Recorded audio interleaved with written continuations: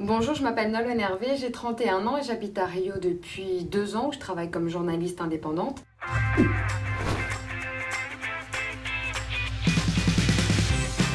Probablement comme vous, je fais partie de cette génération à qui on a inculqué le tri sélectif. Donc aussi loin que je me souvienne, je trie mes déchets, j'essaie d'être écolo. Sauf que depuis que j'habite au Brésil, c'est devenu un peu plus compliqué que ça parce qu'ici on ne sensibilise pas vraiment les gens à la protection de l'environnement. Je vous donne un exemple, vous faites vos courses, vous passez en caisse et d'office, on vous met vos courses non pas dans un sac en plastique mais dans 2 sacs en plastique non réutilisables. Et puis en 2 ans de vie ici, je n'ai pas le souvenir d'avoir vu de poubelles de tri, sauf dans les aéroports. Ça, c'était jusqu'à ce que j'aille à Curitiba, dans le sud du Brésil. Alors Curitiba, c'est une ville qui ne vous dit peut-être rien, et pourtant elle a été modèle, elle a été pionnière en matière de développement durable dans les années 70, et ce dans le monde entier, avec notamment son système de transport en commun. Et donc à Curitiba, on a trouvé le moyen d'inciter les habitants, quelle que soit leur couche sociale, à trier leurs déchets. Dans les zones les plus défavorisées, on a mis en place le troc vert. Vous ramenez vos déchets recyclables, vous repartez avec de la nourriture en contrepartie. Je suis allée voir comment ça marche. Aqui é trocado. Cada 4 quilos de lixo pesado aqui dá equivalente a 1 quilo lá no caminhão.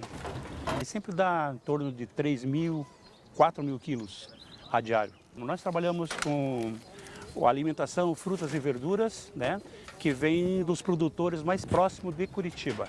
Então, além de a gente estar cuidando do meio ambiente, a gente também está reutilizando esse lixo e ajudando também o pequeno produtor.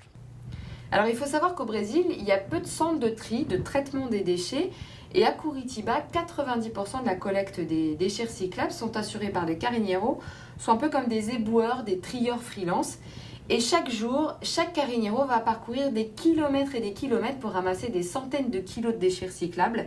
Certains s'organisent en coopérative pour travailler dans de moins mauvaises conditions. C'est le cas de Rosie que j'ai rencontré. A maioria das pessoas que mora lá mesmo na favela é carrinheiro. Sobrevivem da reciclagem.